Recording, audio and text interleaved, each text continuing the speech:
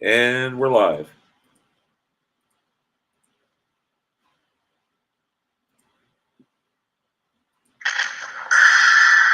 guys, good evening and welcome to my exciting channel. We're discussing Mandela effects and the like.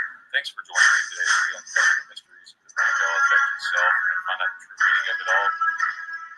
We must discover what is really happening, what is really going on, to change these things that we know and hold dear to us. And let us help others discover the meaning of the Mandela effect, how it affects them, and the price of help. Thank you. And be sure to hit the like and subscribe down below.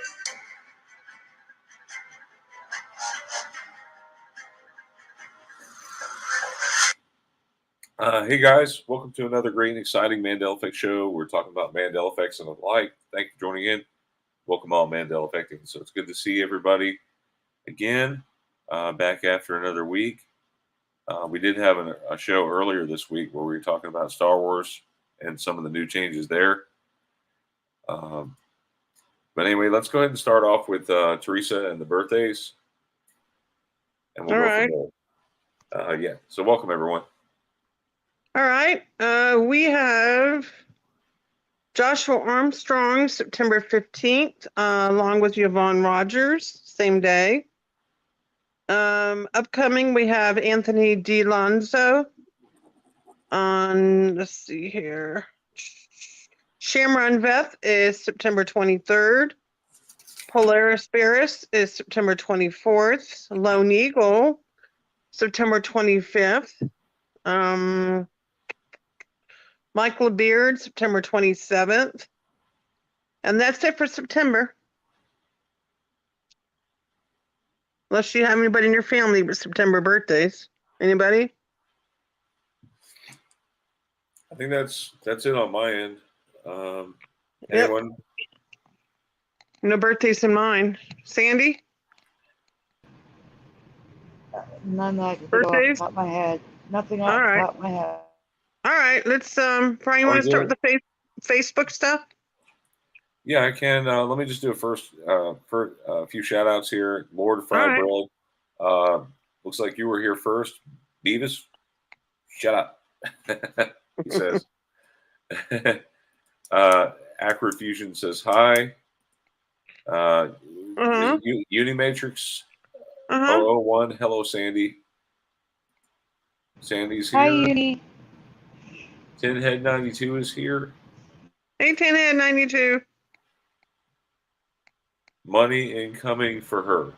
Accurate Fusion. I don't know what that means. 40, Hi, everyone. Anyway, welcome everyone. So good to have everyone. And we should have more people joining soon, hopefully. Yeah.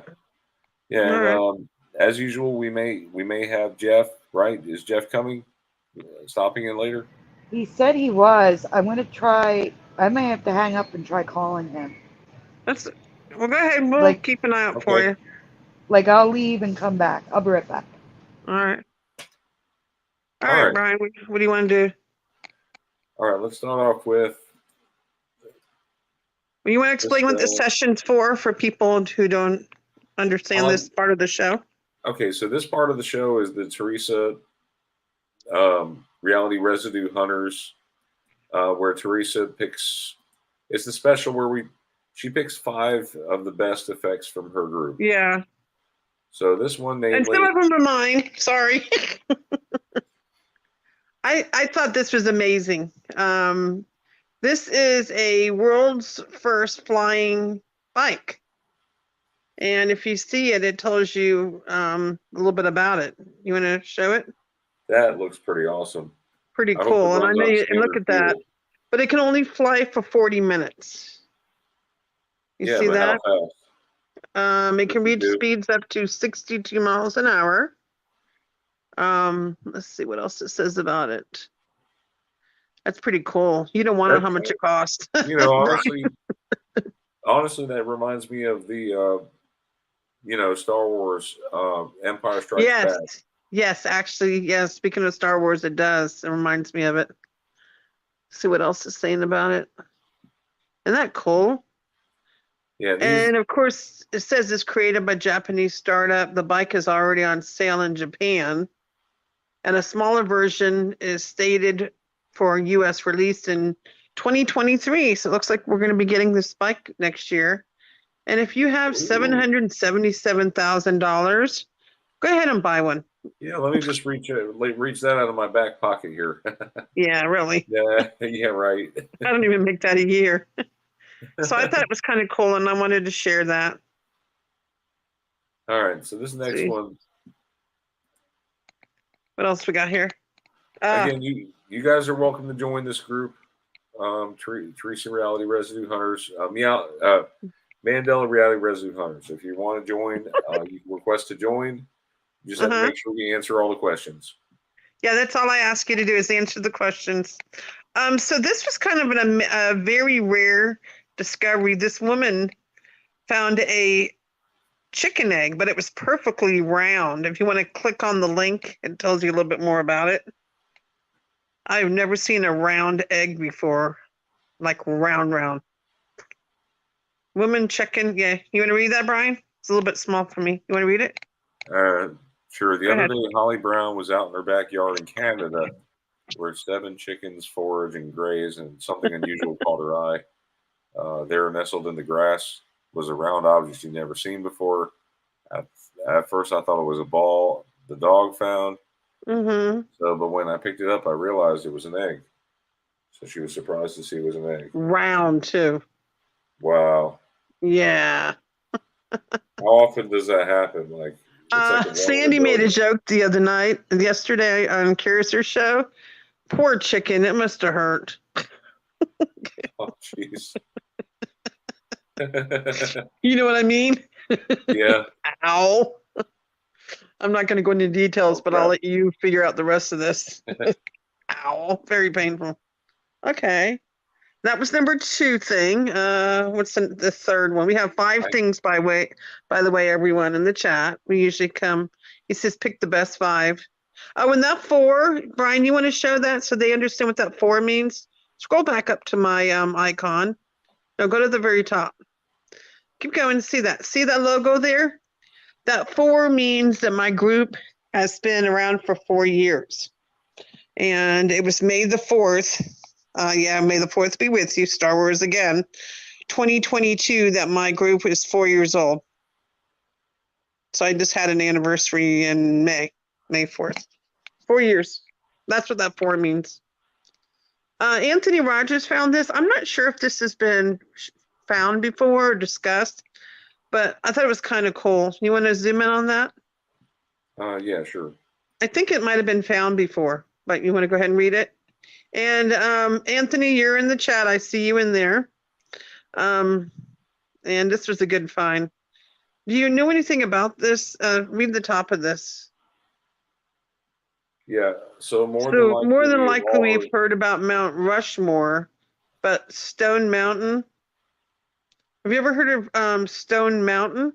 Yeah, Stone Mountain Park is a place in Georgia. It's it is? Close to it's close to Atlanta.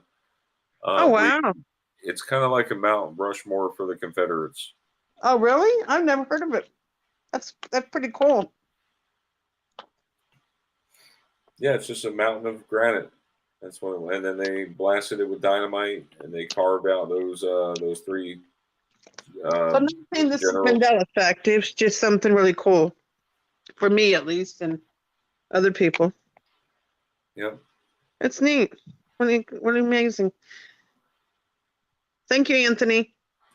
So that was number 3. How many we got? 2 more? We got a really cool one coming up. Let's see.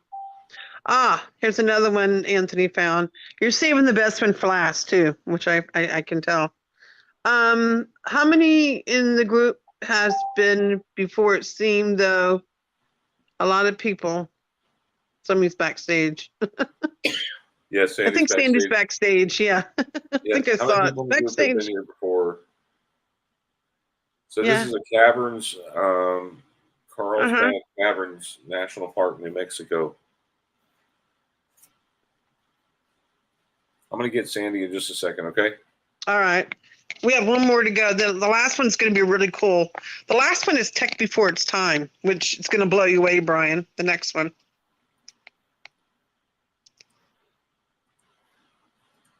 You said tech before its time? You'll see. You'll see. Yeah, the last one. There's one more.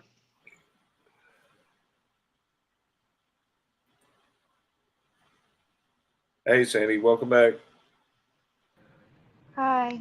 I'm gonna stay muted for one more minute, but I'm ready. I sense a full Oh. dose. Brian, the last one, you'll see it right there. It's really cool. It's actually my favorite one. Tell me when you click on it.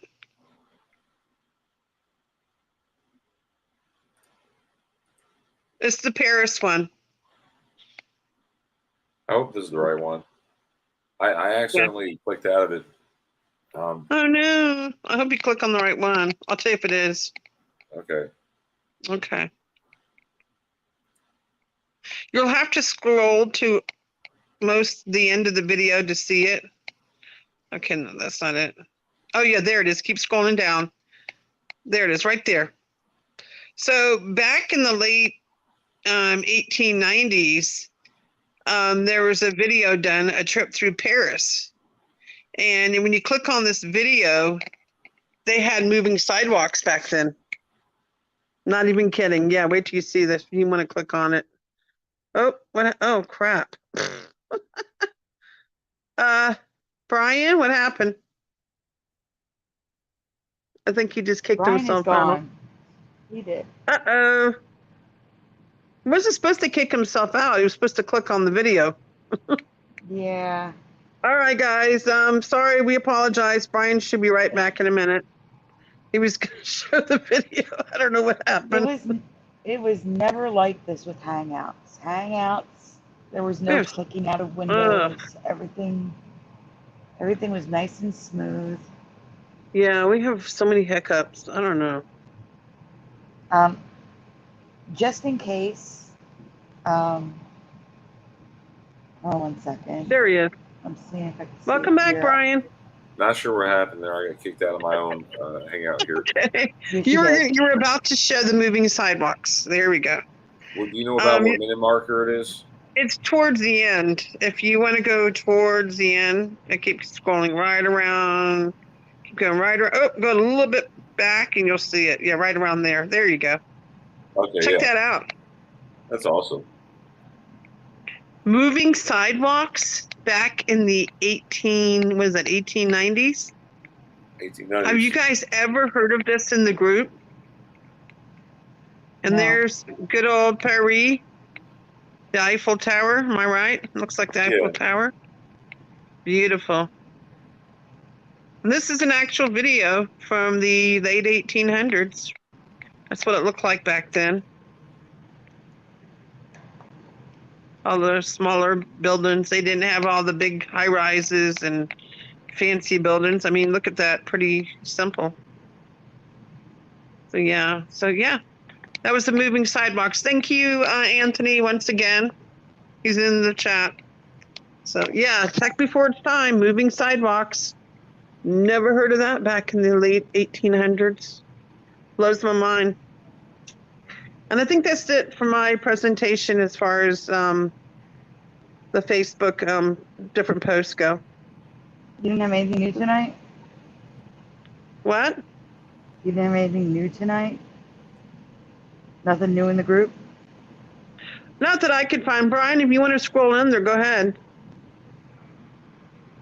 Brian? Thank you, Acrofusion. You see anything Thank new you, in my group? Acrofusion. Scroll, anything that catches your eye? I didn't see anything right off the bat. But are those things, how new are those posts? Are they pretty recent? Yeah, a couple days ago. Fairly new. Okay. Any new effects? Not that I'm aware of. I think that's it, though. Unless you want to talk about some crazy weather going on. I am. Yeah, talk about Alaska. You should have talked about Alaska. Oh my God, Brian! You need to Google. Oh my God, this is like scary, like super cataclysmic scary. Do me a favor, Google in the news Alaska weather. This one's going to blow people away. Yeah, there's something coming, and it doesn't look very good. Brian, Alaska weather. What do you mean? just trust me on this. Alaska weather. It's breaking news. Coastal flooding and damaging winds. Yes, show the article. No, but look how high the waves are going to be. I'm not even kidding. And this is real. This is not fake news. This is real news. Because first I was like, no. I was thinking it was fake, but no, this is real. You want to show the article? The news? Yeah, I'm looking. You talking about this one? It's a storm that brings Yeah, up to look what it 54 says. feet, 54-foot tall seas. 54? Go ahead, Brian, read it. Yeah, it says here, low pressure has reached 937 millibars, making it the deepest low to affect the region in September since 2005. Winds up to 75 knots, seas 54-foot expected.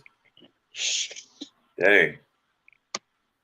I never knew Alaska to get hit with such bad storms like that. There's been a lot of crazy weather going on, guys. I just like a lot of flooding, and I don't know. I'm just kind of scares me, all these things going on. Very, I'm going to say the word, very biblical. That's what I'm going to say. You know what I'm talking about, like Revelations, without getting really much into history. So highest water levels Saturday night to Sunday. So that's today, right now. Yeah. I don't know if we have any videos. Do they have anything like in YouTube where they have any pictures yet? Without you getting a copyright? Anything in YouTube? I doubt it. I was just curious if they have anything.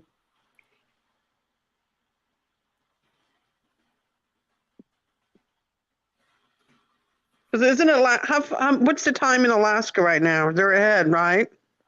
A day or? I don't know. Aren't they on the same time zone as you? I don't know. I'm Pacific. I'd have to Google. Let me see here. If they're articles you pulled up, they'd be in Pacific. Alaska time zone. Oh, actually this is weird. Time zone in Juneau, Alaska is 7:08 p.m. That means they're an hour behind me. Oh, actually Saturday. Yeah. Actually, yeah, they're an hour behind me. Interesting.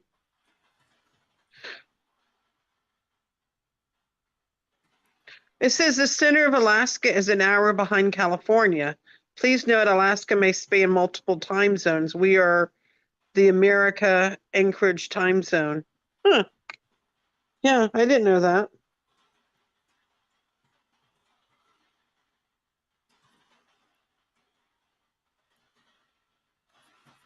That's pretty crazy. I never knew a storm could get 54-foot waves. And I wanted y'all to see that. That's kind of scaring me, you know. That's 54. You know what I'm saying, though? That could be catastrophic, those waves. 54 feet high. That's almost like a tsunami, isn't it? They're not. It's not how you think it is. It's 54-foot high waves in the water, not crashing on the shore. Oh, okay. So, but we should still pray for everyone I know. No, John, I'm not on Mountain Time. I'm Pacific. It's 8:10 right now. John Nada, Pacific Time. I'm in the same time zone as California. Yeah. That's pretty scary, though. Anything else, Brian? I think that's it. Anything else going on right now? I don't know. Yeah, well, I need to say something. Jeff is running a little late, so just do his folder. Make sure you do his folder after he gets here. Okay? Yeah, save Jeff stuff for him. I'm sure he's got some Mandela effects, probably. Yeah, he has one. All right. Are we ready to start the flicker? Yeah. Brian, you want to get in flicker then? Figure out what you didn't cover? Yep. Let's see. What do you want him to do first, Sandy? I didn't hear you. Let's say, what do you want him to do first, Brian? I guess start at the bottom. Brian could do his first. Brian's got one? Yeah, I have one actually. Oh, that's right. You wanted to talk about. Yes. You mentioned that. Well, do yours first then, Brian. Okay. There you go. I just thought about this one, okay, guys, and this is This one. definitely yes. So I eat fruit snacks all the time because my kids eat them, and I end up eating them. But I love these things. In 2019, Kellogg's sold their fruit gummy line to Ferrero Rocher, who renamed them Funables. You have it spelled there with two N's, by the way, Sandy. Did you mean that, or? No, I was just rushing because you were rushing me. Okay, no problem. Yeah, the Funables with one N is what it's supposed to add. So what's the Mandela, right? So here's the thing. What do you remember Funables being called when Kellogg still owned it? Was it Kellogg's Fruit Snacks or Kellogg's Fruity Snacks? Which one is it? I'm going to leave the chat just for a second, or I'll see what you guys are posting in the chat. What do you remember?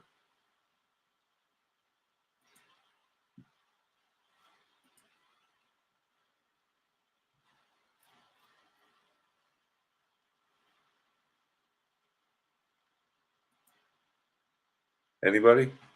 Anybody remember the fruit snacks that Kellogg's used to call them? Was it fruit or fruity to you?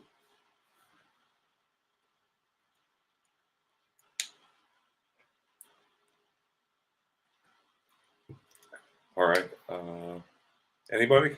We have no idea from John Eddie Nada. Von Keen says fruit. Fruit. Jennifer Gardner, Jennifer. welcome, says fruit. She says Hi, Jennifer. fruit. I have to upload two things, so I'm here. It's from the chat, so I'm uploading two things. I'll be right back. I'm still here. I'm just muted. All right. So we have a few. I remember fruit, Brian. Fruit. You remember fruit as well? Yeah. Yeah, me too. That's what I remember. Okay. But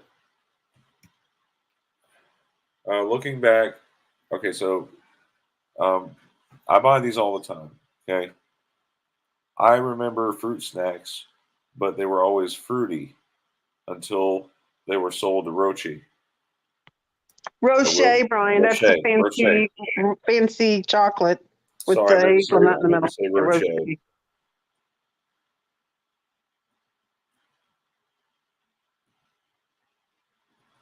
Okay. So you see how they're saying fruity now? They were never fruity. They were always fruit to me.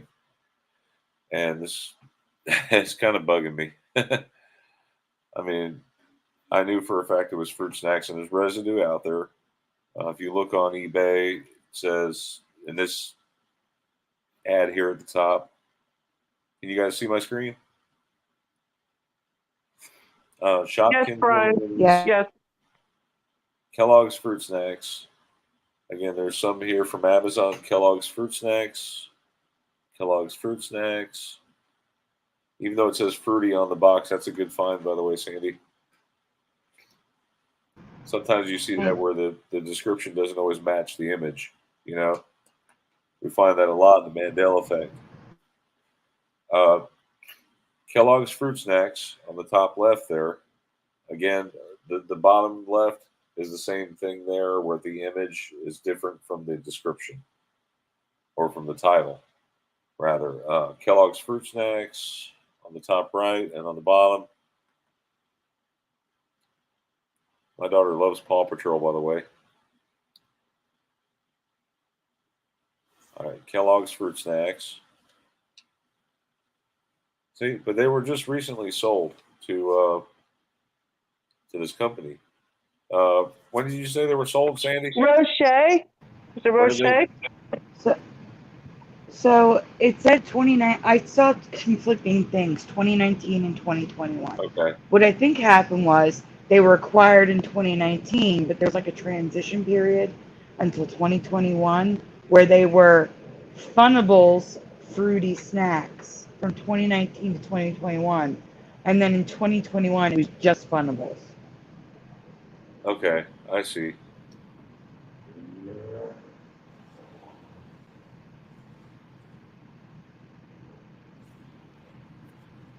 They pretty much just dropped the Y off of it.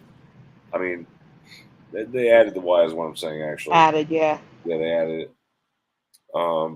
But with these residues here, it shows what I remember, what many of you guys remember. Anyways, I just want to share that with you guys. That was my effect that I found. It just resonates with you too. Then we'll say that. And if not, I would hope the residue would show that something happened. Exactly. All right, so on to the next one. No, you don't, not on to the next one. Go down to the oldest one and then work your way up.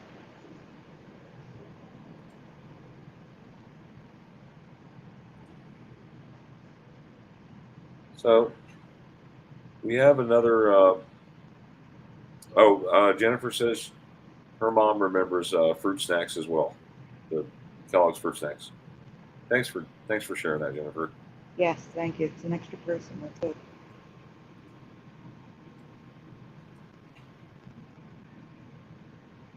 All right, so going on to Star Wars, 1977. All right, think back to that year. The version of Star Wars has changed again, some big and some small changes here.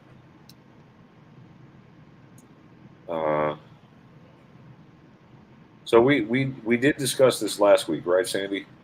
I mean, Yes, no, but it was on Thursday, right? we did a show just on this, but there's new residue for Jeff's change. So Okay. I think that's why you wanted to do it again, because it's an That's update. fine. I'll go over it again. So you guys all know the changes. I'm sure you're sick of hearing Star Wars changes in the Mandela effect community, but this movie just it's so weird. It keeps changing. I'll start with the logos at the beginning of the film. Okay, so 20th Century Fox was originally Fox Films. These logos were in the movies prior to 1936. Have you ever seen these logos before where the F's were just elongated at the top like that? Not me. And we've been through these logos. You know, Logopedia is pretty famous for, I guess, helping us out with our reconnection with the Mandela effect, because you see the logos through the years. You know, Logopedia is really great for that. And we've never seen that. Yeah. Shockingly. Have you guys ever seen these wonky zeros on the 20th Century Fox? There's a man's excuse about that, though, right? Let me just play this little clip here so you can see. Mm-hmm. See that this was legit back in the 1970s. Okay, where the O was crooked like that. Does anybody remember any movies from the 70s would have had this? Through 81. Through 81, yes. So including Star Wars. Including Star Wars, because and specifically that one right there, the picture above the video is from Cannonball Run, so I know that one definitely had it. Now, so the man's excuse, the reasoning is that it was tilted on purpose, so that for the perspective of people sitting in the theater, so it would look straight. Except I don't see how tilting it sideways would. I don't know. It's kind of making my head tilt sideways a little bit just to look at it the right way. I don't know. See, I could see if they made it bigger. If they made it larger than the 2 to make the perspective correctly, but to tilt the 0, which is egg-shaped, makes no sense. I don't know. That's just weird. So anyway, the first question. Okay, 1977. What year or decade do you remember the movie title being changed to Star Wars Episode 4: A New Hope? When do you remember this movie changing? Jeff's not here, but he and I agree on a certain year, and I'll tell you guys in just a second once we get some answers.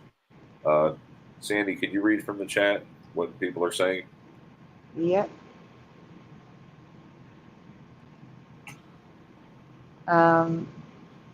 Eddie Van Keen says 1981 because Eddie Van Keen saw it. He saw this one already, though. Yeah. Just put what you guys put in the chat on Thursday when we presented this for the first time, or if you were here for Crystal's show last night. Please put what you put the first time.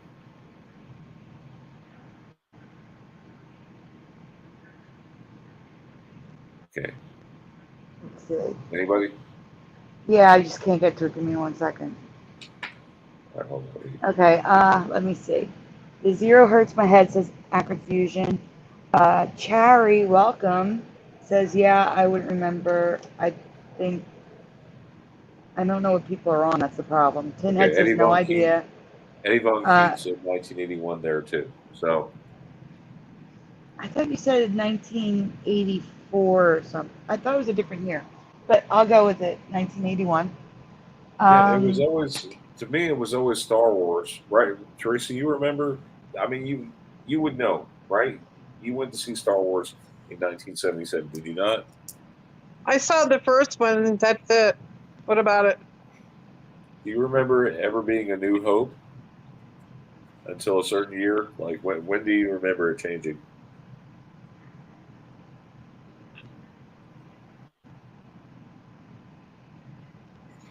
I can't hear you, Teresa. I think you're. I'm thinking. Oh,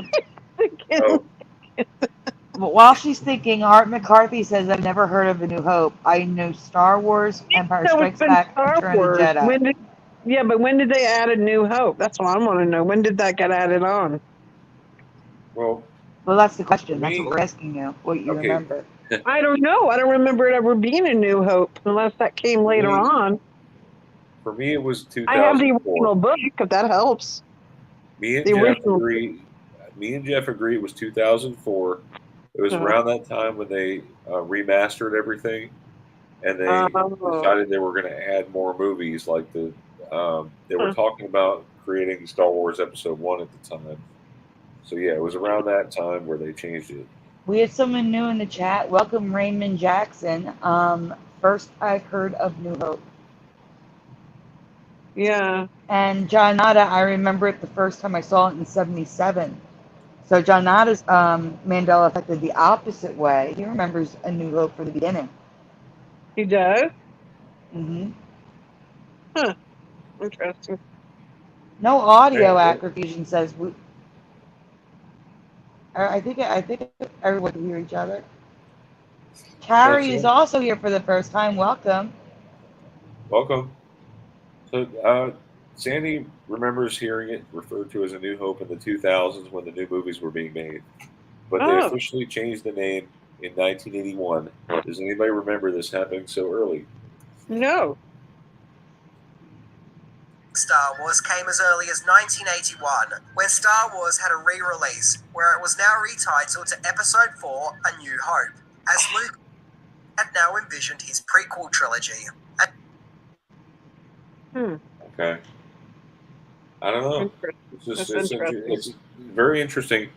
It would be a great trivia if you were to ask somebody like, just somebody who thinks they know Star Wars, ask them the year it was made, like the year that was implemented. So yeah, you could test somebody on that if they claim they know it. You know.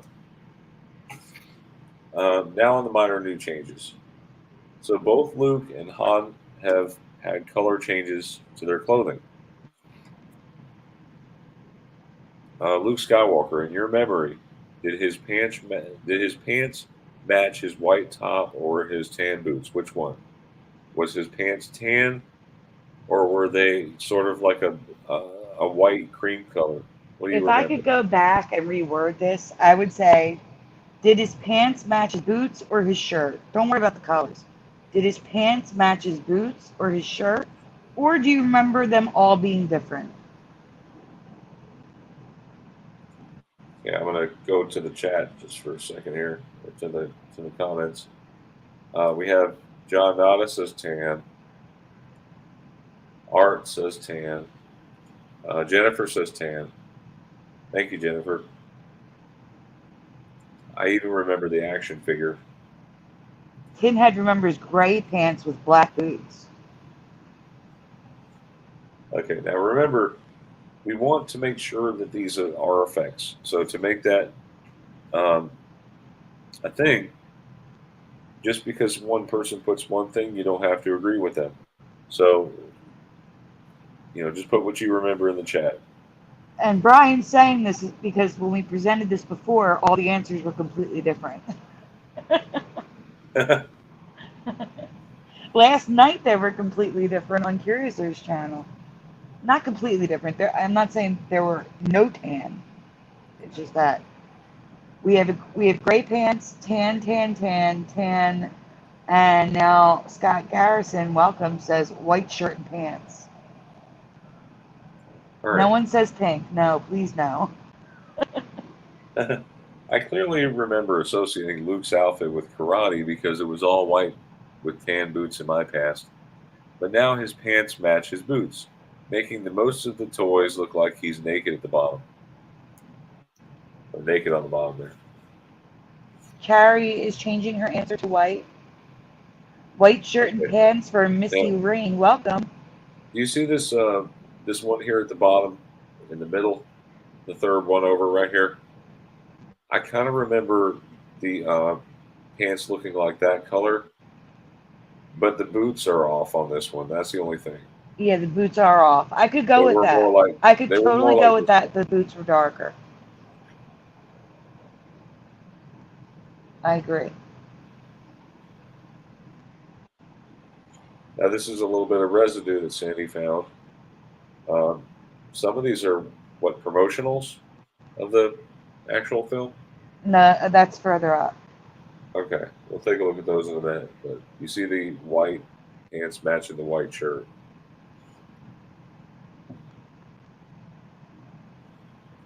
I think this is the one you said, Sandy, that matches. Yeah, this matches my memory, and it's promotional. It's promotional photos. Although the boots on the right are wrong. The one on the left is what I remember. Correct. I could say that. So they must have changed Luke's costume because the promo shots have white pants like I remember. Now on to Han Solo. What color was Han Solo's shirt under his vest? Was it white cream or tan yellow? And we need to edit this one as well. Here's what I want you to write in the chat. I want you to write shirt, color, vest, color, pants, color. What do you remember for his shirt, vest, and pants? I'm not even going to go into the boots and everything. It's just a mess. Unless you want to write it, you can write whatever you remember. Just write. Just write whatever you remember because he's all messed up. He's all messed up. Okay, I put in the chat what I remember. So shirt cream color with a black vest. Scott Garrison says vest brown. Carrie, I just remember the white shirt. That's okay. Nothing wrong with that. General Sorrow, welcome, says I remember nothing. It's fine. Acrid Fusion, white shirt, gray vest. It's okay if you can't remember Art McCarthy. It's not a problem. But thank you for guys, we really appreciate it when you say I don't know, I can't remember. Because it's still you letting us know what you remember. That's great. And if you don't remember anything, that's good too. Adam for Christ, now I want to watch my Star Wars DVDs. Good. Jennifer agrees with me. Thank you, Jennifer. White cream shirt, dark brown vest. I'm with Pinhead. And I also remember black pants or dark brown pants. Not what he's wearing now. Oh, Jennifer agrees with Brian's memory. Good. Accurate fusion is gray or dark. Chari, not a Star Wars fan, only watched the first one. It's the only one we're talking about, Chari. But I understand. I understand completely. John Nada, shirt off white, vest black, pants can't remember. It's okay. okay. Well, you'll be surprised that Misty his shirt Rain was says white. white shirt, brown vest. Sorry, there was one more. That's fine. So his shirt was white in my past. The three heroes all wore white. I can concede to a very light cream color, but not the yellowish tan it is now. Correct. I think it was more like you see Luke Skywalker there to the left. He's wearing a cream colored, whereas the Princess Leia in the middle is wearing white. Right. And again, there was so much that I just didn't even bother. I should have, but I didn't. The vest is Yep. brown for me and it's black now, and the pants are denim, blue denim now. And I do not remember that. I remember black or dark brown, not blue denim. So you can see the blue denim costume here. And we have promotional shots where you see the blue denim. It's not just right here. So if you want to play it, Brian.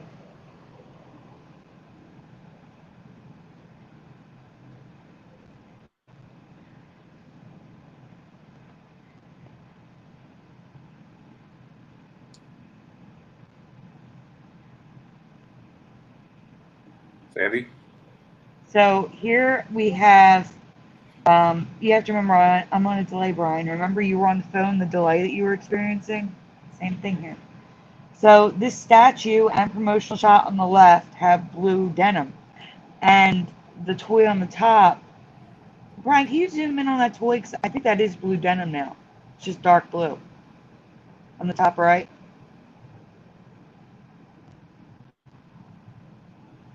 Stay there a second. I'm waiting for it to zoom in on me. It might be blue denim, but it could also be black. And if it's black, that's what I remember. But I remember a white top with a brown vest. The bottom is a white shirt, like I remember. But the doll is that yellow tan shirt that I don't remember. And they both have a black vest, which I don't remember. The Kenner one's coming up in a commercial, in a shot from a commercial. That's a black vest with a white shirt, and I think it's black pants. I think. You can go on, Brian. I appreciate you holding out so I could look.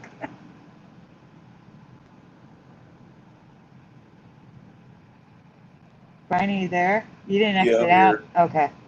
I'm here.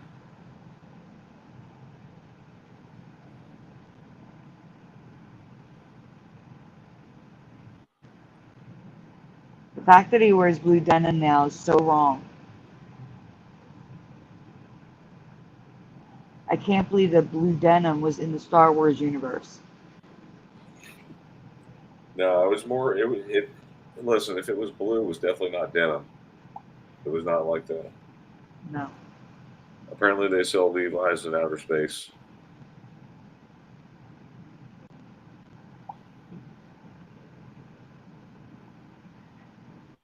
Brian, what are you Yep, doing? I'm here. Okay, so the toy. Did you already talk about the toy not matching what's on the picture? Yes, The bottom yes, right? we're waiting for you to flip the slide. Sorry about that. Okay, so white cream shirt, like I remember. Not a single one of those vests is brown, like I remember though. But I will say the middle right has brown pants. That's better. But as you can see, two people drew denim. Yeah, it's weird that everybody in the chat remembered brown. I remember black vest, but he had more of a cream, not so much the yellowish colored shirt that he has now.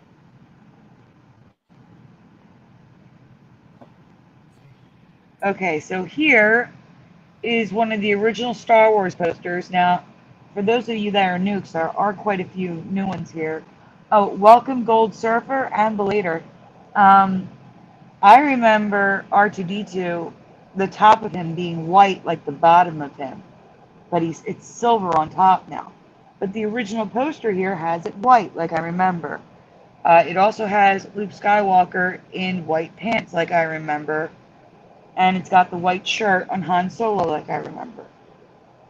On the bottom, we have the Kenner toys. On the bottom left, we have black. I think they might be blue. They don't look as dark as the vest to me. Can you zoom in on that bottom one again? I'm sorry. I will say the Funko Pop has blue denim. The other side, Brian. Now I'm waiting. I'm just waiting for it to zoom in on my end. They might be gray. I'm gonna go with gray, and gray is better than blue. In my opinion, I'd rather it be gray than blue. I'm looking at that.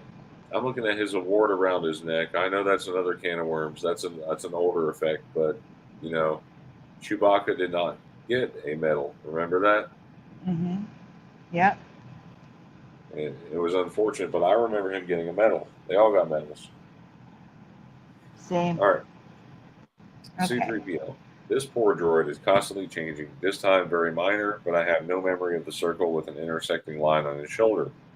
You see the circle with the intersecting line? There's a better picture of it.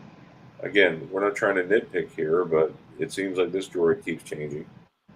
And we have researched him endlessly. Like, I have literally about 6 folders on Star Wars, and most of it is C-3PO. We have researched him repeatedly, and I've never seen that circle on his shoulder with the line going through it before. I just remember a gold cuff like this. We've all witnessed Darth Vader change multiple times, including the appearance of 3 silver spots on his nose, size of his mouthpiece. But first, his nose. Jeff and we remember his nose being pointier, sticking out from his face when in profile, less wide and rounded. Keeping this change in mind, because I need to show you something else before the residue. Now, before you go on, go back. I need to edit this. I need you guys to look at that drawing right there of Darth Vader. Do you see the gray part? How it's like a rounded bridge or a half moon or half a circle? Jeff doesn't remember that being there at all. He just remembers the triangle being an actual triangle pyramid shape. So his nose was just part of the inside a pointy nose at the top. So it was just a triangle, no half moon rounded bulbous part at the top. Keep that in mind for when we get to it. Okay, go ahead, Brian. I'm sorry. Okay, no problem. So this next slide here, the main reason we're doing this show tonight is because of the silver spots next to his mouth. Now they look like an antenna now, sticking out of his helmet at least a full inch, which we have zero memory of. Do you remember this? Now, I just want to show you real quick. I have a Darth Vader mask here in front of me, and my mask has changed. So I will show you. Remember, put yourself alone on the screen. And is Jeff backstage while you're here?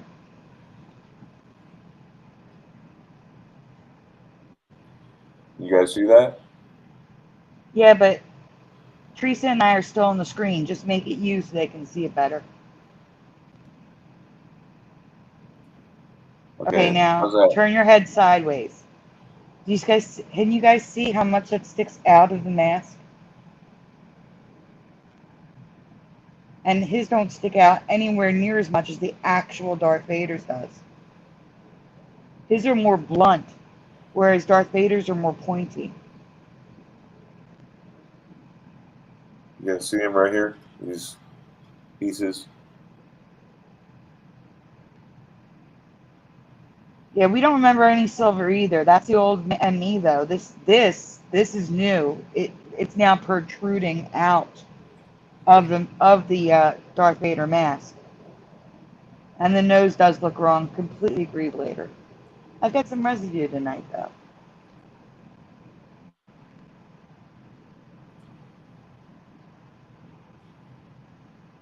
Eddie Van Keen says those are grease zerks. To grease so his mouth moves freely. Never seen them before. Yeah, honestly, they look like those toggle switches, right? Yes. I wouldn't And be surprised to learn that this is what was used to create the look of the mask. Tinhead says Spaceballs has no antenna sticking out. That's fantastic.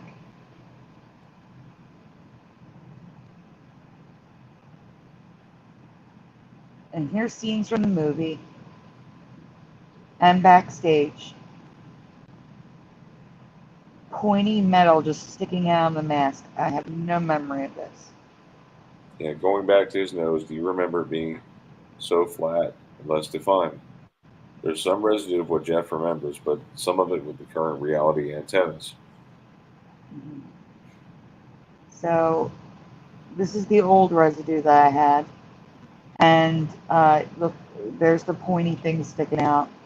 And that was better, but not great, Jeff said. And now we have better stuff than that.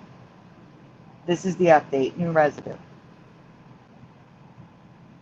Yeah, it looks Please about don't, right. And guys, putting that stuff out into the universe is not a good idea. what stuff is that? General Sorrow says, when Rudolph's nose turns green, I'll lose it. No. No. All But right, at first, so, but if it turns green, first it must turn yellow. oh, yeah. Okay, so look, here's some triangles, just triangles, and this is what Jeff remembers. Jeff wasn't backstage, Brian? I can't tell right now. I'm not. I'm in presenting mode. I'll look in just a second, but we will have to dismiss Teresa in just a second. Do you see the triangles on the mask there? It was more triangular. It was not like it is now. The The reason why silver Sandy did, bands I covered 2 years ago. We covered the silver bands on his chest. I actually did a full thing on Darth Vader. Like his suit was hard. I don't remember it looking like quilted leather in my past. There's so many changes with Darth Vader that I covered a couple years ago. yep. And finally, some video residue to prove that we aren't crazy, just like a B-roll that was found with Tom Hanks saying life is like a box of chocolates, because now it's was, you know, but there is a clip where he says is. So besides there being toys of C3PO having a closed off gold stomach, you see that? Sandy remembers C3PO having a closed stomach. It's all gold. I do. He was always all gold. Now I let me don't know. explain what we're looking at before you read. I feel So like the by the time I got to see Star Wars, it was he had the black stomach, but there were definitely no wires showing hmm Yeah, like he there are probably now. changed twice. Yes, you're absolutely right. So the top two are the same scene. The one on the right is the original. The one on the left is remastered, where they added more stuff going on. And the one on the right looks all gold. The one on the left looks like there's a little bit of black showing. And then on the bottom is the same scene on a lunchbox, a lot of black showing. It doesn't match the scene. But on the thermos, his stomach is gold, like I remember. And you know what I said about that one the other night, Sandy, right? Different That I have manufacturers, yeah. two different manufacturers. That's what I think. Oh, and Yeah, also, I just noticed that R2D2 is white on the top on the thermos as well, just like I remember. yeah. I thought he was white. He's not now. No, it's silver on top. Oh, that's wrong. So it's not because he's sitting, because this behind the scenes video shows him in a version of the costume where his stomach is closed gold. No wires like Sandy remembers. See that?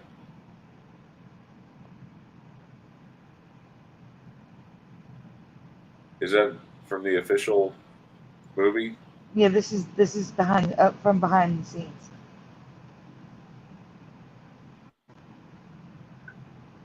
And maybe there was an issue with mobility. You know, maybe he couldn't get around as easy. Or breathe is easy, I'm thinking. Right. But in my timeline, it was just fine, and he still wore the gold. All right. Where's Teresa at? She's still here? Okay. Jeff's backstage. Hey Jeff. Hey Brian, hey Sandy, Hi, hey Jeff. Teresa. Hey, glad you can make it. Teresa has to go. She has an appointment to take care of with sleep. So I'm gonna go ahead and let her go if she needs to go. Go ahead, Teresa, if you need to go. Have a good night. Thanks for joining us and sharing your beautiful messages from your group. Okay. Hi, Brian. Good night, Teresa. Good night, Everybody Teresa. Good say Good night, night, Teresa. Good night. night. Night. All right. Okay, so we're good. We got everybody here then. Mm-hmm. All right. So Moving on up. moving on. All right. Jeff, I'm sorry we talked about the Star Wars changes. Oh, I'm with I got a you mute. 100%. I'm with you 100% on the nose. The nose piece was triangular, not like it is now with the Oh, rounded you part remember at the top. the same, huh? Yeah, it was more triangular. Definitely. That shocked me when I saw that. And then somebody made a comment of when Rudolph's nose turns green. I told him it had to change yellow first. Yeah. Oh, we may use that joke again. Maybe it'll resurface around Christmas time. Yeah. Okay, I'm back. I'm sorry. I had to tell Joey lower the TV because you were going to get a copyright check. All right, so we're moving right along. Next is this Teresa found a shy plant whose leaves would close when you touch it. Once That's found. how That's we an old folder. Okay, you just brought this one back then? No, this is different. Oh. Okay, introducing the dancing plant, the plant that will move its leaves and sway when spoken to or sung to when it hears music.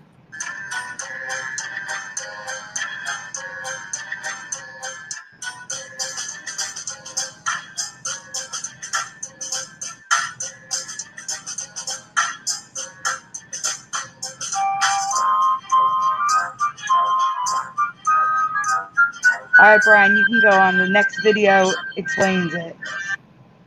Okay, so it's like it's playing along to the songs. Mm-hmm. This video could show and tell you more than I could, so here it is.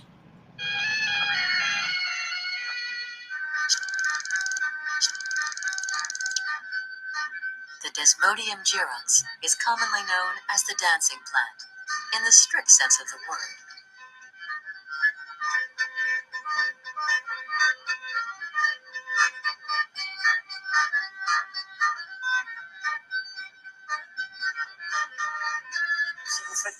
If you make a noise, you'll see the leaves of this plant move incessantly. But you know, if you touch it instead of making a sound, it doesn't move at all. Actually, it's sound that it's sensitive to.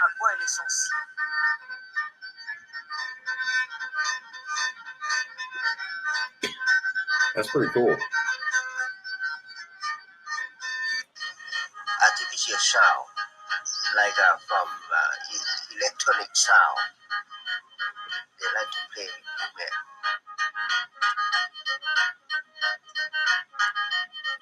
Because we don't know how it works. Secondly, and this is perhaps worse, we don't know what it's for. I find this very curious. A plant that makes itself noticed by moving. A predator, a herbivore, a deer, or a horse would see it more if it moved rather than not moving. So there's a real mystery surrounding this plant. The dancing plant seems to break all the rules. Wow. That's I pretty just want to say this is not time lapse. It moves, like he says, it's incessantly moving when there's music playing. It just keeps moving, and they move. It almost seems to move with the music, as if it's dancing, and that's why it's called the dancing plant.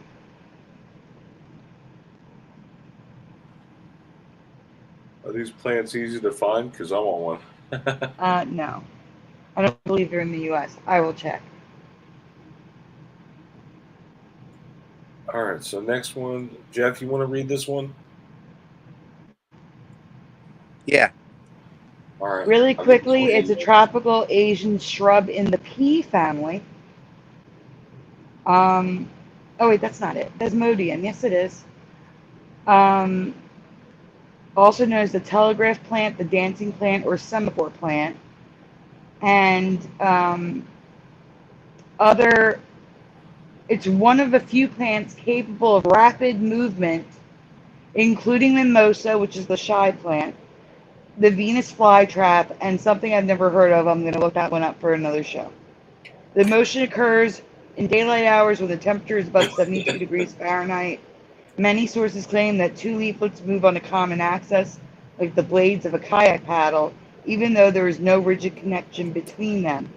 And it is widely distributed, so not rare, but it's rare in the US. It's distributed through Bangladesh, Bhutan, Cambodia, China, India, Indonesia, Laos, Malaysia, Myanmar, Nepal, Pakistan, Sri Lanka, Taiwan, Thailand, and Vietnam.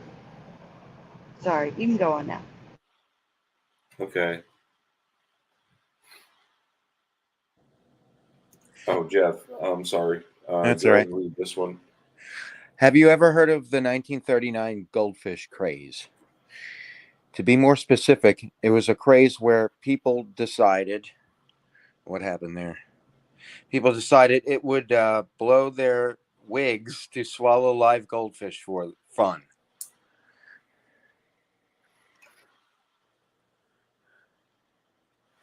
It was so popular that it made front page news next to news about World War II brewing in Poland. And it went on to become a sport with collegiate championships and even was turned into a dance doing the goldfish. No way.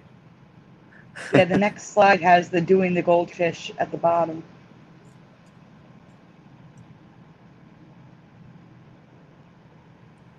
Yeah, I never heard of any of that. That's crazy. Neither. Goldfish gulping. Like, why would anybody do that? That's so stupid. And it's one thing for it to be like a frat thing, and another thing for it to be a championship, like where people compete. Like, Uh-huh. what is up with that? Well, Yeah. people to this day still dump ice on their heads for Lou Gehr's, you know. That's a challenge. This was the championship. Oh, it's a championship. Yeah. It's funny, though. So I have a little delay on mine. So give me a few seconds.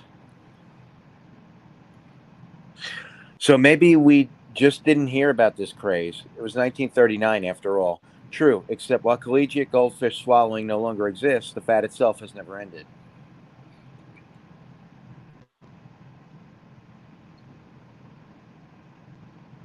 People today still swallow goldfish alive for fun. I've never heard of this practice or the 1939 craze. Have you? No. Nope. I mean, Public service announcement and possible Mandela effect.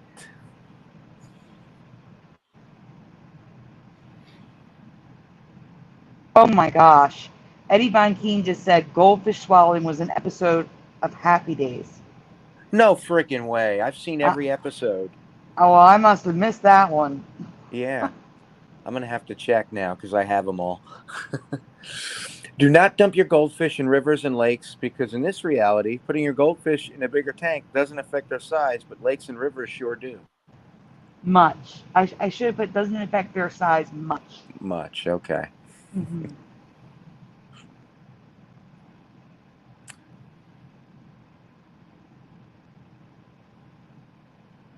Goldfish are a domesticated species that becomes an invasive species in the wild, depleting specific fish from native waters. But besides this, they also grow huge. They just don't stop growing. This is a Mandela in my book. Mine too.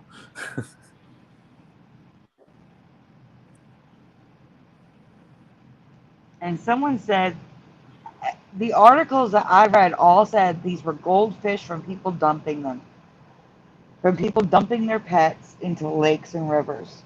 And news channels were telling people not to do it. So someone thought they were a carp or a koi, but these are goldfish. Wonder what happens when you flush them down the toilet. True.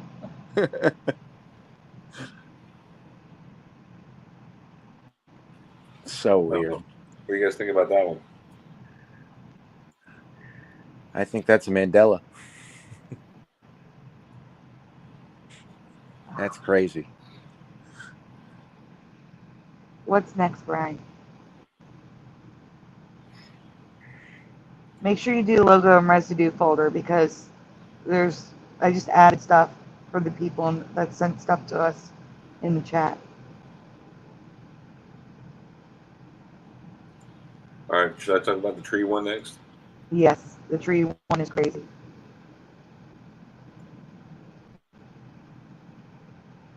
I'll read this one because I haven't read yet.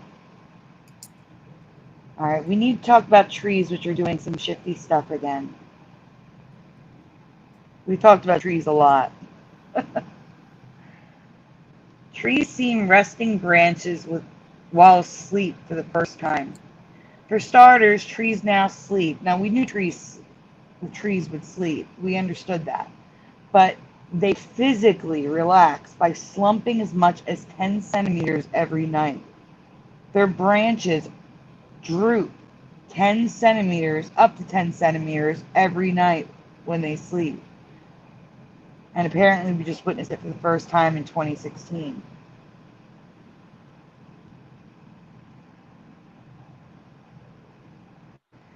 But that's nothing compared to the new behavior of trees in this reality. If temperatures drastically drop very quickly, like the Texas polar vortex of 2021, trees can quite literally explode now.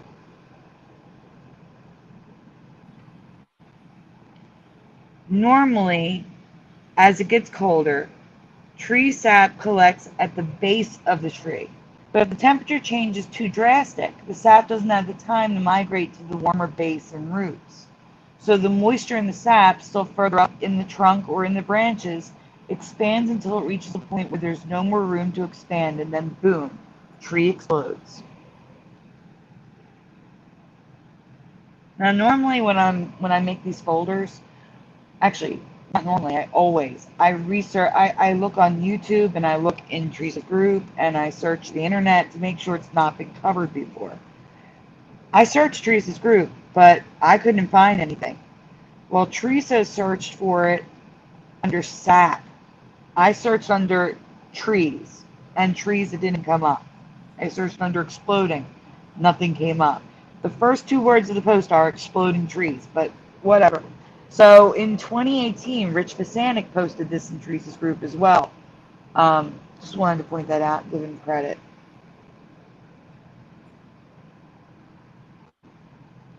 It's not just poplar trees, by the way. It's any tree. Just waiting for that to get on my screen, Brian. Okay.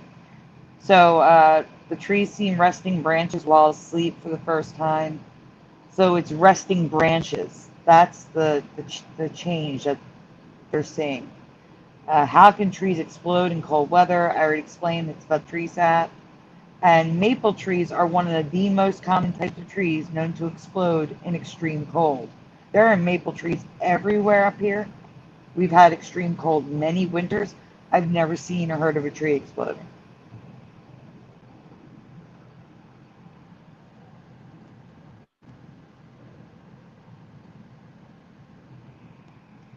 I mean, there's even stickers, beware of the explosive tree, caution exploding trees in Austria. Like, this happens everywhere, apparently.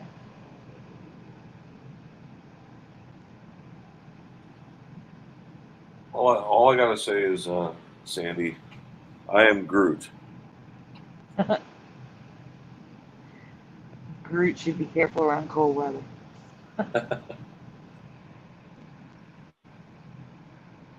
Okay. Death by explosion is unintentional by the tree. But 2 trees I've recently come across die by blooming.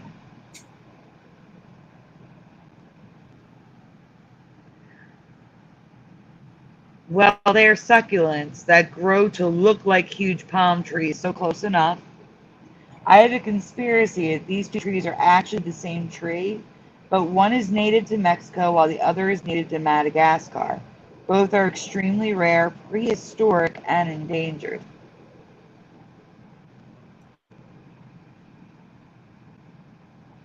The Mexican version is called Furcrea McDougallii, or McDougall's century plant, and the Madagascar version is called the Tahina spectabilis, or the Tahina suicidal palm tree.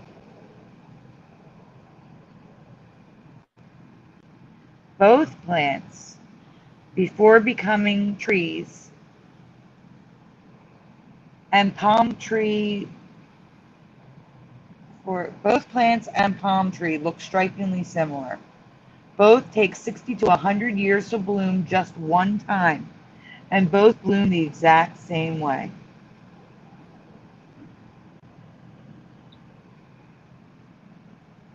When their time has come, a stalk grows on top of the center of the tree trunk and branches out, resembling a pine tree on top of a palm tree, then blooms in fluffy-looking flowers dripping with sap.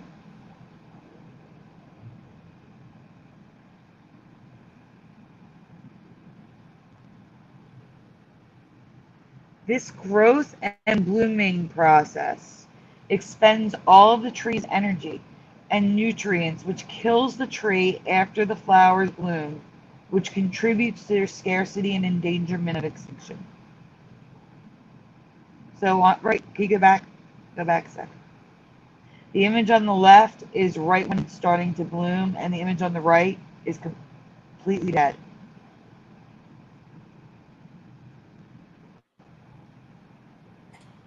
And here's some more images of it from plant to palm tree.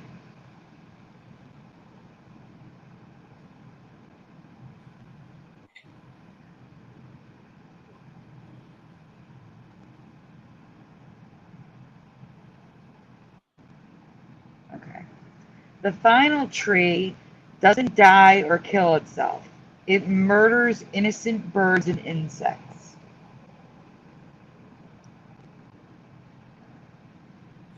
The Pisonia tree is indigenous to archipelagos and islands in the tropical waters of the Pacific and the Indian Ocean. The tree is inviting, using the scent of its fruit to lure birds and bugs to land on its branches. Then, before they can react, the tree releases a glue that kills insects and most birds instantly. So you can see on the left, the bottom, that's one of the seeds with the glue. Like, you can see the glue attached to the finger in the seed.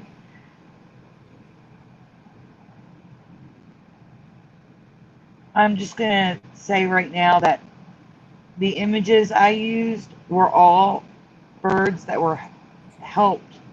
They were saved. None of these birds perished from this tree. The birds that survive only last hours or days without human intervention. The beaches around the trees are littered with thousands of carcasses of birds and bugs, thanks to this predatory tree.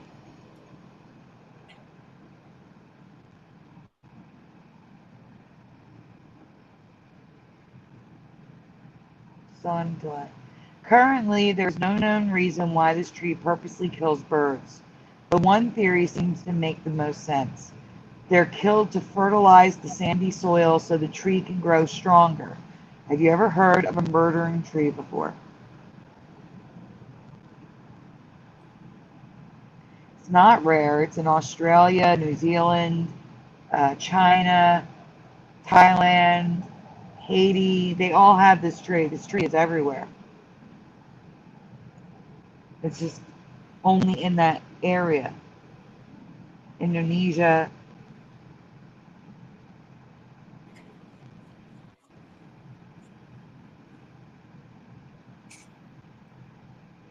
It's trees and other natural things like this that reinforce my belief that this isn't our home. Have you ever seen anything like these before? That's it. Yeah, thank you, Sandy. That was very long-winded. That was a very long one. Yeah, but there was multiple things there to fly. Okay. Unsolved Mysteries. Yes, I want to see because there's more people here. I want to see if they. I want to see what everyone remembers here.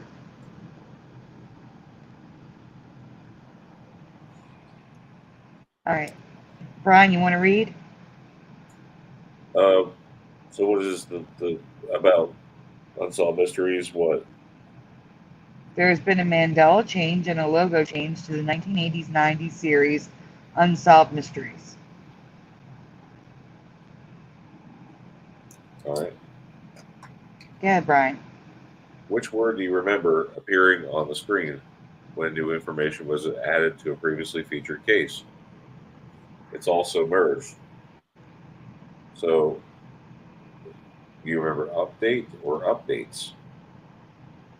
And it's funny that we mentioned this right here because too often we use this word to explain how somebody who has been smithed, I guess, they receive an update and then they remember something totally different the way it is now to what they remembered previously.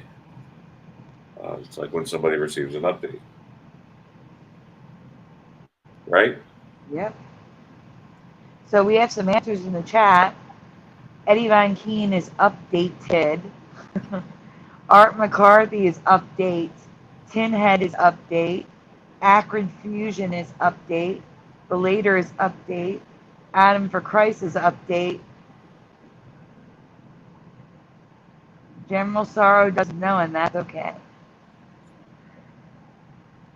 Unless you're just saying unknown, because that was one of the, I think that was one of the options that could have gone up on the screen. It's both now. Yep, go ahead, Brian. I only ever remember seeing update on the screen while a voiceover by Robert Stack said update never updates. But the hard-hitting ME for me is what he said at the end of every episode. Sometimes he'd add a little to the famous quote, but these words were always the same. Join me, perhaps, blank, blank, blank. It's multiple words. Help me solve a mystery. Not help me. Join me. Perhaps help solve a mystery. That's what he'd say. Not help me.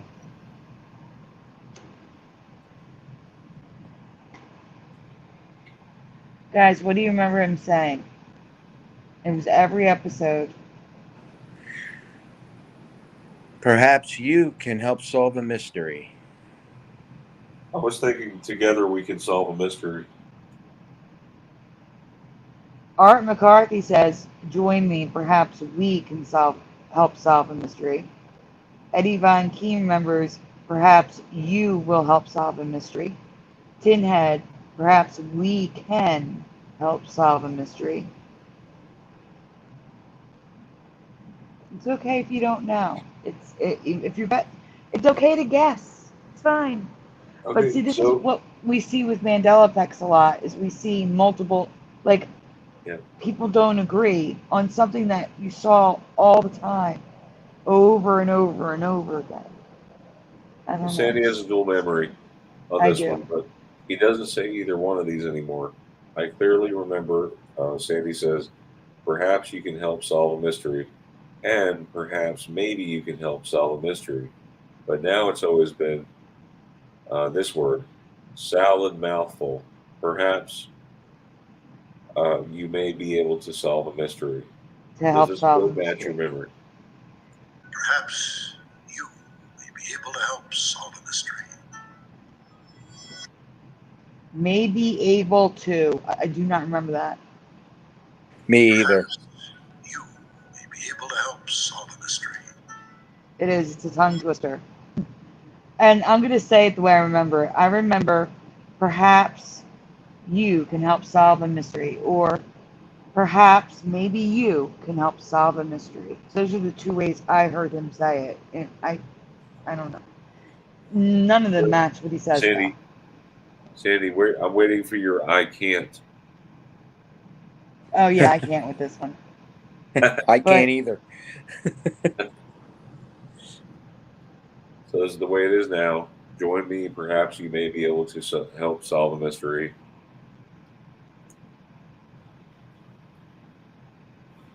There's residue out there, thankfully. Thankfully, there's residue of both quotes that match my memory. Perhaps maybe you can help solve a mystery. That makes more sense, actually.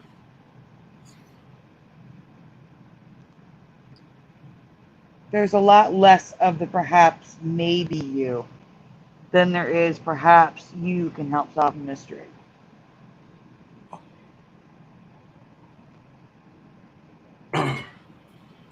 So here's the I never you thought. can. I never thought. Here's the thing, Sandy. I never thought reality was going to change.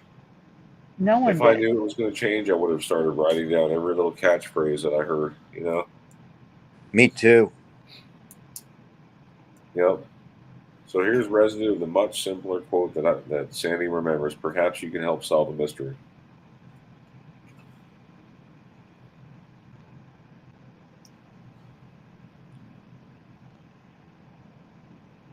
Oh, it's on Netflix. Yeah. Yeah, and It was a reboot. Yeah, I remember that. yes. Perhaps you can help solve a mystery. Perhaps you can help solve a mystery. There's all kinds All of over residue. the place. More residue.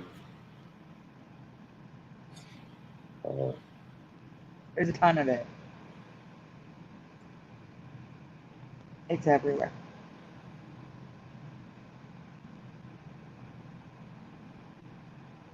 Even the official podcast has perhaps you can help solve a mystery. Wow. Now it says perhaps maybe.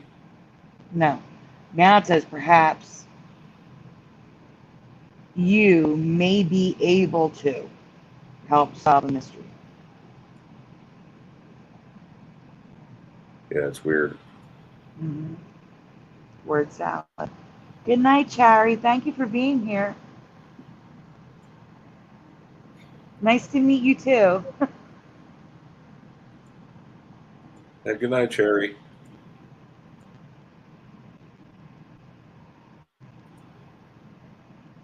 All right.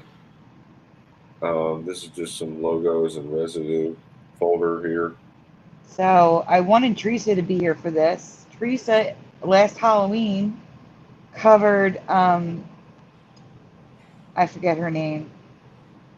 You know, Hocus Pocus, one of the sisters, the one with the black hair, has purple in it now. She doesn't remember that. There's residue right there of no purple.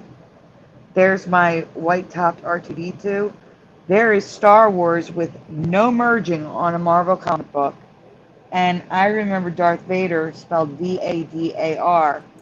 That is a dog tag from the 1977 the Chinese Theater in Los Angeles at the opening of Star Wars.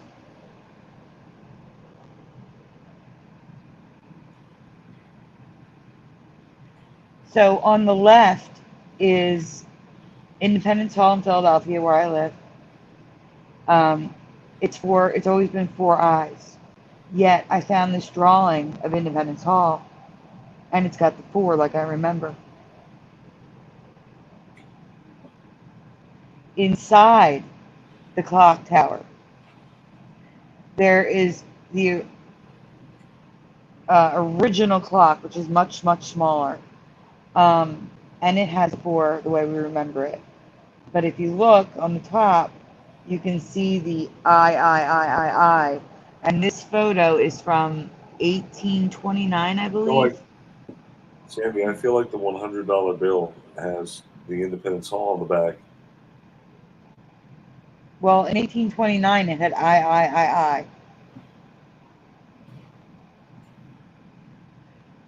So there's Family Guy Luke Skywalker with the white pants. I'm thinking maybe we should check Residue for that $100 bill to see what it says. Okay. Mona Lisa, it's closer. It's not perfect, but it's closer to how I remember it. Go back. I didn't explain strawberry shortcake. Curiouser doesn't remember the strawberry on top of her hat. And as you can see on the cereal box, strawberries everywhere, strawberry on top. I think the strawberries are all over the hat, and they're just old, so it's blurry. But there's no strawberry on top. And that's the biggest problem for her. She doesn't remember that big strawberry on top. All right, so this is a game I play. And we had a theme thing for Alice in Wonderland. They had Tweedledee and Tweedledum with propellers. So there's a far away version and then the close-up of one of them. I remember Cheshire Cat being purples and blues, not neon pink and purple. And they remember the purples and blues as well. And then we have the British flag, Residue. This is the Bucks County, it's not on my screen yet, I can't read that. What does it say, Bucks County what? Mercer Museum, Fonthill Castle, Bucks County Historical Society. And in it, they say Charles Schultz Museum with the T, like we remember. For those of you that don't know, his name has always been Scholes. The T is missing. Okay, so, guys, these albums are from the early 80s and late 70s. Paul Anka's merged, the A-N and the K-A is merged. Look at that logo for Morris Albert. Actually, both logos for Morris Albert. We've got the pyramid on the right, lowercase, uppercase, all on top of each other. The thing is, look, Brian, can you zoom in on the top left?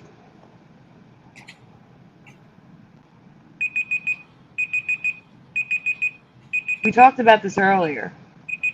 Do you see it, Brian? Yeah, hold on just a second.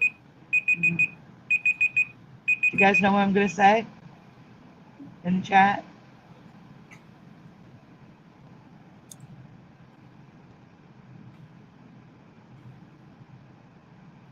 Yeah, I see that, Brian. That's why we need to move faster. Yeah, I'm trying to change it. Okay. Okay. So, do you see it though, Brian? The circle with the line through it that's on C-3PO's shoulder?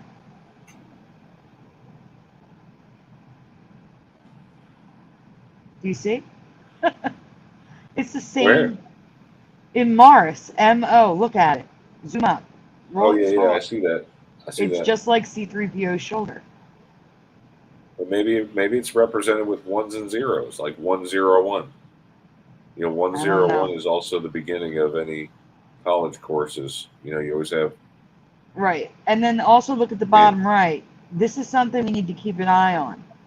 Currently, the Subway logo is still one word, but why is this two words?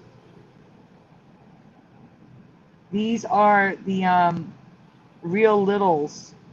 Like, they're licensed by Subway. They make miniature versions of brand stuff. Not Real Little. Is it Real Littles? I don't know. Anyway, the point is, that should be one word and it's two. So we have to keep an eye on that. It is still one word. That's two words. I don't know why. Smokey and the Bandit, that whole logo is wrong for me. Willow, I don't remember dots in between each letter or the W shaped like that.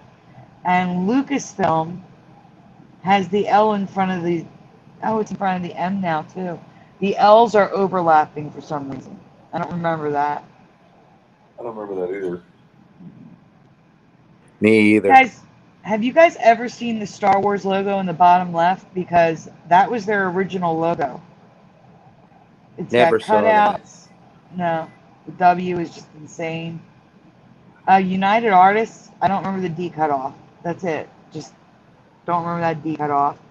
And this is a pattern I talked about previously. I don't remember period. Like, it doesn't make, I don't know. These periods are just popping up everywhere. Periods at the end of a company name. For example, I'm making this up, okay? Actually, I'm not. I think I found Target with a period at the end. Like, the period, there's periods popping up. Valerie, old TV show. The R was not like that. The I is a 1 and there was a dot on top and it's gone. 21 Jump Street. Jump Street was 2 words, now it's 1. Double Trouble was a show I used to watch in the 80s. The D and the T is now one letter. No, that's messed up. Well, I thought it was Valerie's family. Was it just No, Valerie? it was originally Valerie, then it was Valerie's family, then it was the Hogan family. It Yeah, the changed. Hogan family. Yeah. The Greatest American Hero. That C is, we're seeing those weird C's that are like cut weird. It's in The Greatest American Hero now. Also, the G's cut weird. Cheers. I don't remember the E's crooked. The E's are now crooked. Shelley Long, Ted Danson.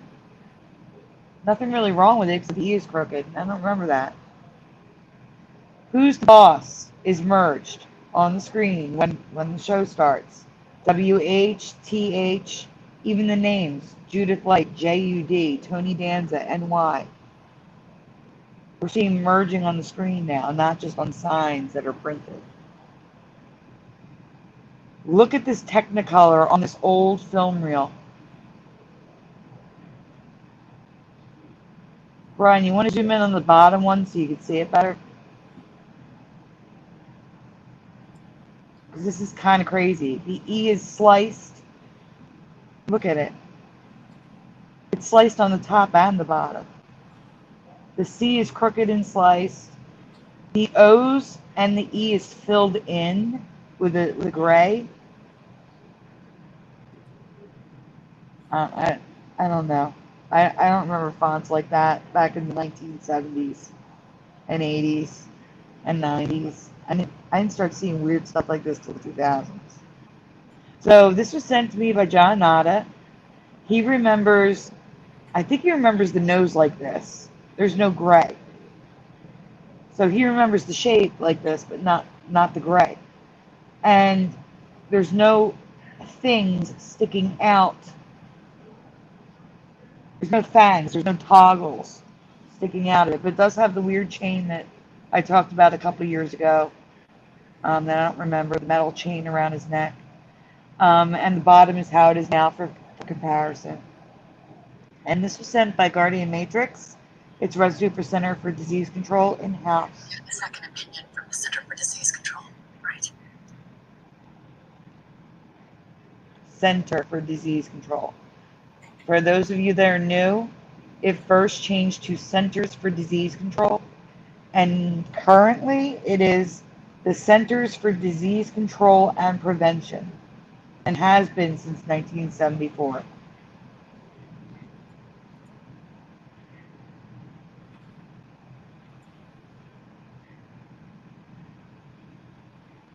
Brian, you want to do Jeff so he can read it? Yeah, sure. Jeff and I will take turns reading the rest of them so you can just sit back and relax, okay? Unless you want to read, it's up to you. Go ahead, Jeff.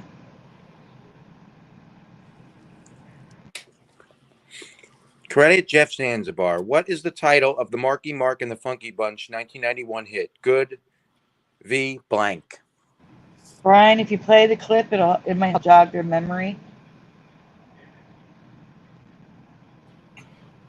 It's short, super short.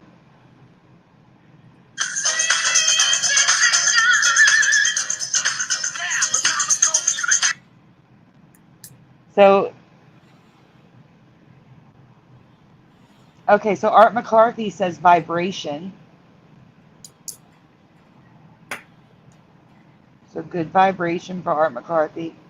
Tinhead is guessing good vibes. Acrid Fusion remembers vibration. I remember vibration. Same. Me too.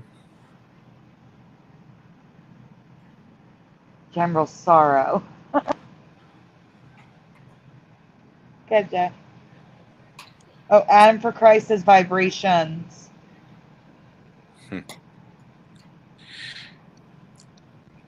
Jeff and I both remember the title of the song being the same as the words sung in the song. Good vibration.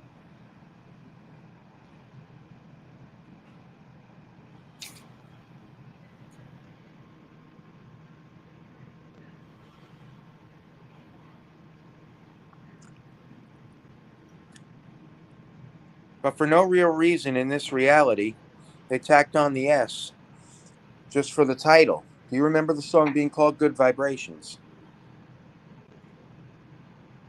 When I hear good vibrations, I think Beach Boys. Me too. Yeah, and I didn't think this was a Mark Wahlberg song either. That's funny. It's awesome. Yeah. Art McCarthy says, no way, what? Beach Boys.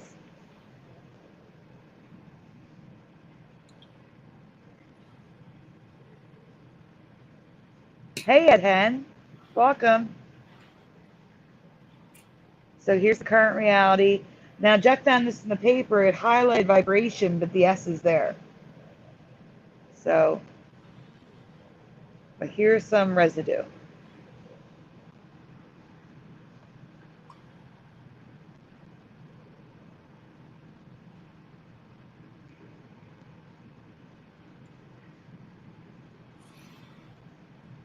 It may have been a remake.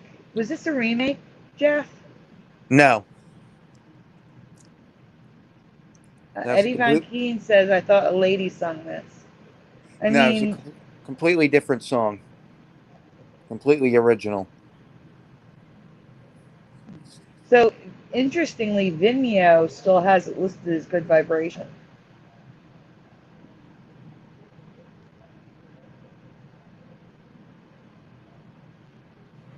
I mean, there's a ton of residue of everyone remembering vibration. Yep, because that's what it was.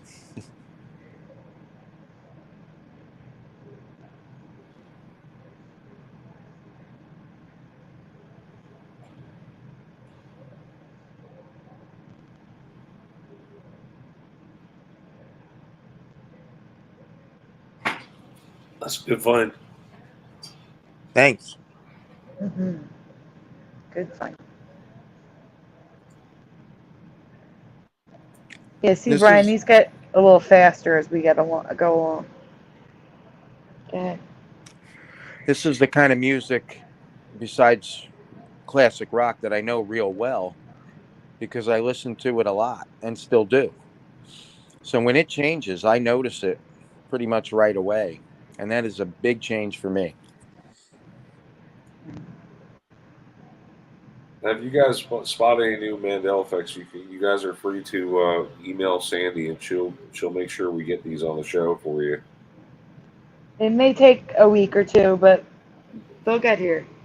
All right, I have another TV series that may or may not be a Mandela, but I believe the series and its logo could be, so I'm asking. Doing this a little bit differently this time. Do you recognize this TV series? And if you do, what was it called? So stay here, Brian. This is the question. Instead of me putting a blank or telling you the name, I'm asking you, do you recognize it? And if so, what's the name of this? So yes or no. If you say yes, what's it called?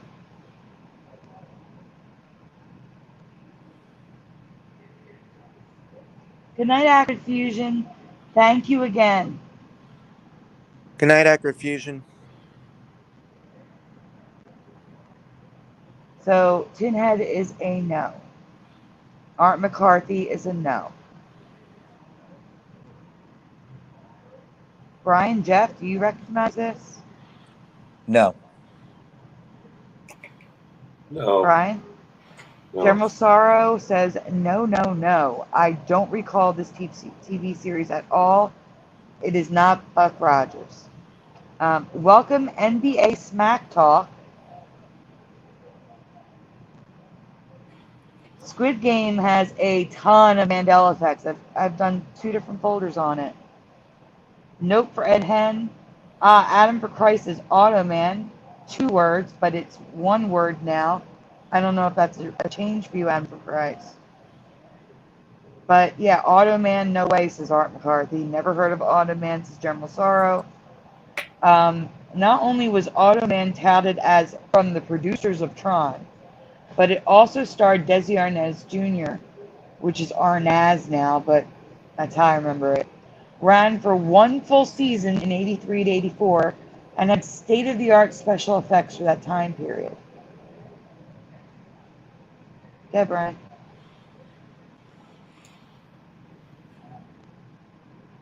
This would have been something I would have really wanted to see at the time, but I've never seen or heard anything about it.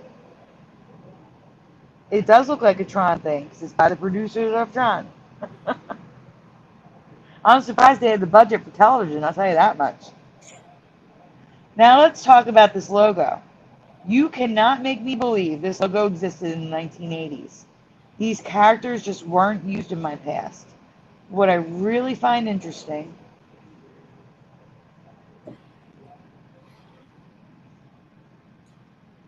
ads for the series in the TV guide show an entirely different 1980s appropriate logo. Could this be residue of how logos should look? I could totally go with that logo. Yeah, me too. It's entirely plausible that I missed this series when it aired, but I find it suspicious that it took nearly 40 years for me to discover it for the first time. What do you think? Possible Mandela effect? I think it is. So do I.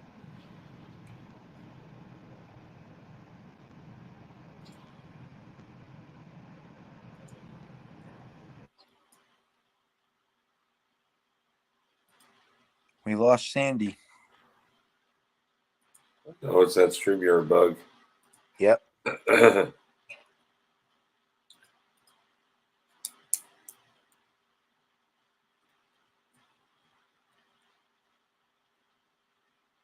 We'll get her back in just a minute.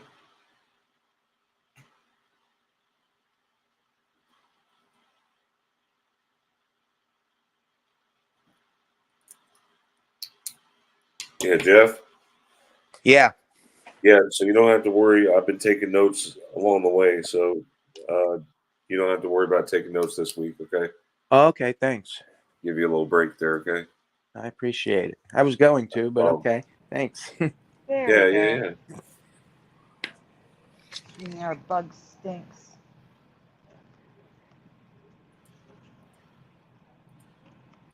I should send a clip of it happening every time, like 6 clips to StreamYard. Be like, we need to fix this. It's about time.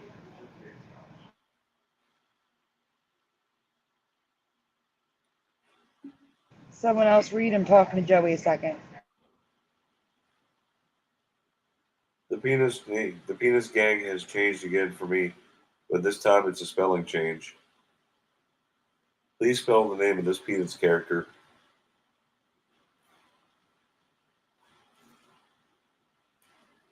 Jeff, you want to read from the chat? Yeah. Nothing yet.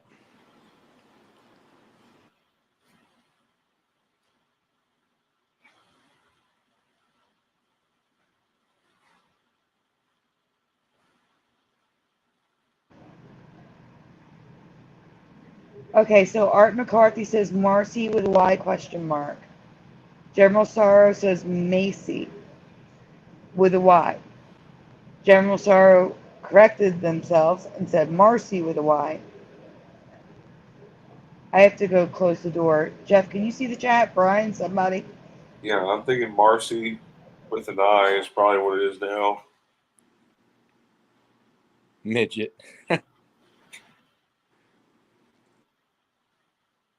Marcy with an IE. Wow.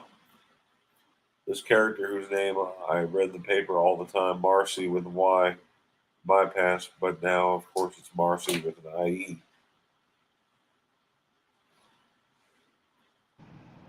No one said IE in the chat, huh? No. I think this one took us all by surprise. There's residue for Marcy with a Y. There's a ton of it. Or residue. Yeah, it was with a Y. That other spelling looks ridiculous to me. I look at it and want to say Marsha. Like I want to Schultz with see a an T. A. Yeah, there's double residue that Brian flew by.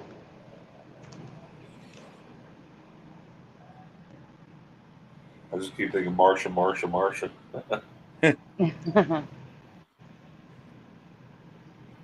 Schultz.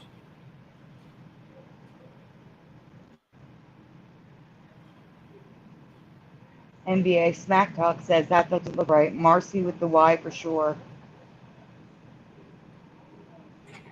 All right, it looks like that's it for that one. Mm-hmm. I think we about covered everything, right, Sandy? I'm double checking. I'm looking now. It looks like we covered everything.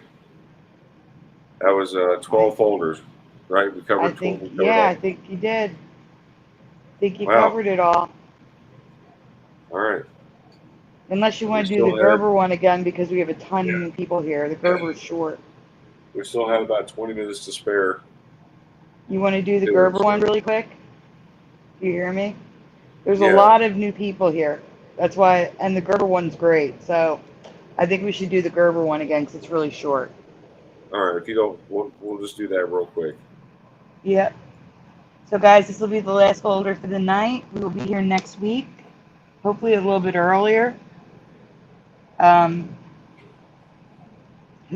Brian, do you want to read it or you want me to read it? I think it all depends on how Flickr wants to cooperate with us. True. But Very true. actually, Jeff, would you mind reading this one? Yeah, I'll read it. Okay. I think I have found a new Mandela food item. Not a single person I asked remembers or has heard of these. We all know Gerber baby food, but do you remember or have you ever heard of Gerber adult singles? And if you've seen this presentation before, just say what you originally answered. Go ahead. They were only around for 1 year, 1974, but they were still very well known for being disgusting.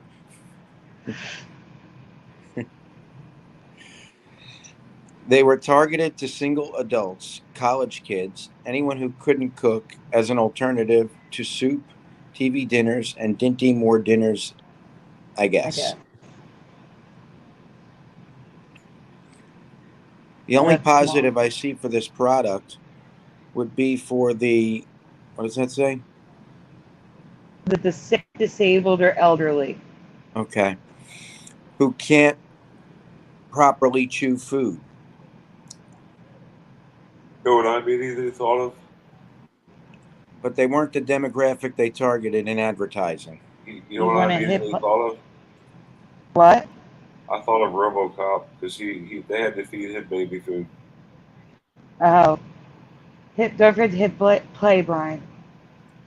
You remember? And now for something we should all be eternally grateful is a relic consigned to the past. Because Gerber singles are one of the most horrifying things to ever come out of the 1970s. And for those of you who have successfully blocked them from your mind, let me remind you. Someone, some foolish, awful, repugnant person at Gerber decided that what college kids, young people on their own. And I assume single dads needed was single-serving grown-up food made like baby food, all mashed up in jars. Let that sink in like the mush in the jars, coming in such delightful flavors as Mediterranean vegetable, vague, blueberry delight, suspicious, and beef burgundy, dry heave.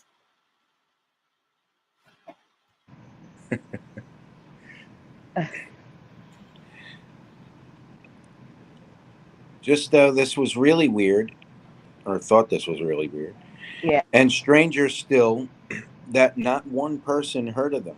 What do you think? Mandela timeline product? I think so. I mean, I asked multiple people who were in their late teens to mid 20s, and a couple that were in their 40s in the 1970s, and they've never heard of this. I think it would be hard to find anybody that's heard of this one. Mhm. This one's crazy. So, Well, that about covers everything, you guys. I think we're going to wrap it up. Any other final comments? just thank you all for being here. Well, we're so happy that new people are finding the channel. That's wonderful. We're so happy to have you. Please remember to like and subscribe if you're not subscribed. And look for us this time next week. We should be here same day. Yes, Thank you for God being willing, here. we'll all be here. Hope everybody has a happy and healthy work week. School week too. If you're at school, hope you pass all your tests. Everybody have a great Mandela Effect night. God bless. We'll see you next time. Good night, everyone. Good night, everyone. Night, everyone.